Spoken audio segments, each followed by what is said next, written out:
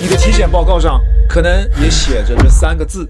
医生啊会风淡云轻的告诉你，问题不大，少吃点油腻，多走走路。于是啊，你就心安理得的把这个报告塞进了抽屉，转身就去买了零脂的酸奶和全麦面包，感觉自己又为健康续了一天。你以为你在解决问题，但如果我告诉你，你做的这一切可能就像是试图用创可贴去修补大坝的裂缝一样，不仅徒劳，而且可笑。因为一个全网几乎没有人会告诉你的重磅消息是，非酒精性脂肪肝这个你熟悉的名字已经被全球顶尖医学界正式废除了。在接下来的10分钟里，你将发现为什么这个名字的改变是全球专家们集体发出的一个求救信号。他们终于承认，过去几10年我们可能都看错了地方。为什么你的小毛病被紧急更名？有没有一种可能，它根本就不是肝的问题？我会帮你揪出那个把你的肝脏变成脂肪工厂的真正幕后黑手，以及给到你2个颠覆你认知的健康管理框架。今天就可以开始逼你的身体自我修复。如果你在你的家人，尤其是你孩子的健康，请一定看完并转发，这比你过去10年所做的所有体检都重要，因为它将教会你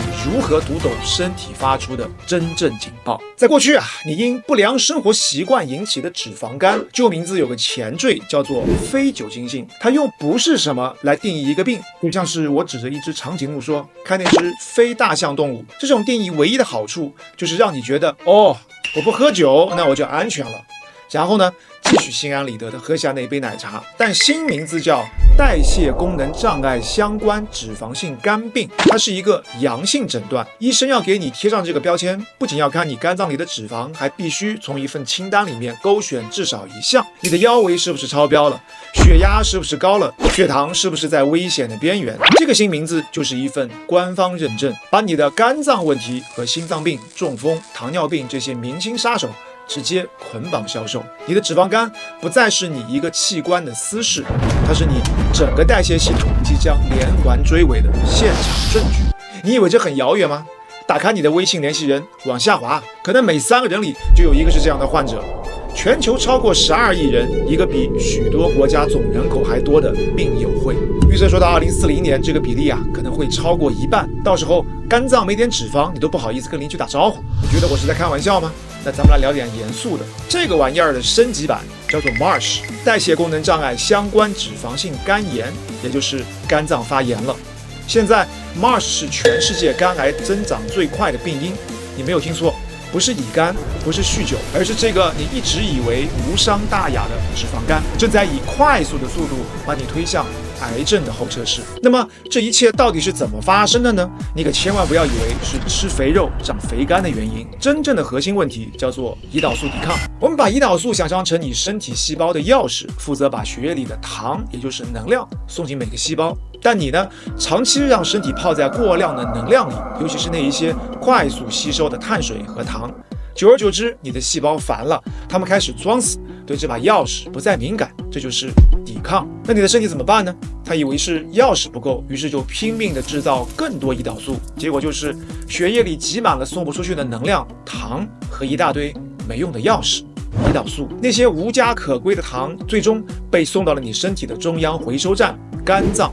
你的肝脏这个任劳任怨的模范员工，看着堆积如山的能量，只能启动紧急预案，把它们转化为脂肪储存起来。所以啊，脂肪肝根本不是肝脏自己的病，它是你全身能量系统过载后，肝脏被迫收拾烂摊子的工伤。好了，既然我们知道了根源是能量过剩和胰岛素抵抗，那解决方案是不是又回到了那个让你打哈欠的4个字：少吃多动呢？是，但又不完全是。因为99%的人都理解错了这4个字的真正含义。少吃不是让你饿肚子，不是让你天天吃水煮蔬菜，而是让你少吃那些会持续猛烈撞击你胰岛素系统的工业化食品。多动不是让你去健身房办张年卡，然后1年去3次，而是让你把动无缝地融你的生活，重新激活你对于胰岛素的敏感度。接下来的内容，我将给到你2个突破常规思维的健康管理框架。他们不卖产品，不讲玄学，只讲科学的底层逻辑。首先啊，我们要从关注卡路里转向关注身体信号。你最大的敌人不是脂肪，也不是碳水，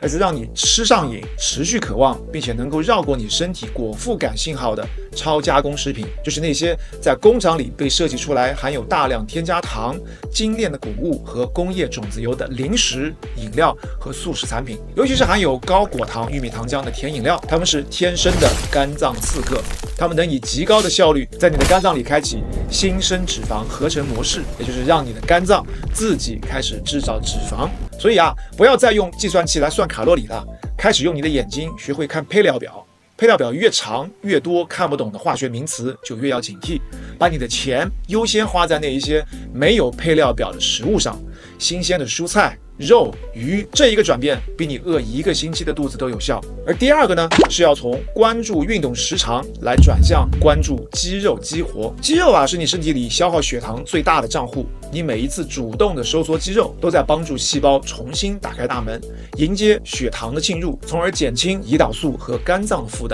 你不需要每天跑1个小时步，研究证实高强度间歇训练和中等强度的持续训练都能够有效的减少肝脏脂肪。所以你完全可以忘掉必须运动1小时才有效的执念，利用碎片化的时间做几组深蹲、开合跳，或者在午饭后快走15分钟。关键的不是时长，而是强度和频率。目标是每一天多次的唤醒你的肌肉，告诉他：嘿，准备好迎接能量了。这种微运动的累积效应远比你想象的要更强大。朋友们，你的脂肪肝新名字叫做代谢功能障碍相关脂肪性肝病，因为它是一个全身代谢系统发出的 SOS 信号。它的根源是胰岛素抵抗，是长期的能量失衡。但你不是待宰的羔羊，你有2个全新的思维框架：停止与卡路里为敌，开始警惕超加工食品，学会看配料表，吃真实的食物；停止用时长来衡量运动，开始用肌肉激活的频率来思考，让微运动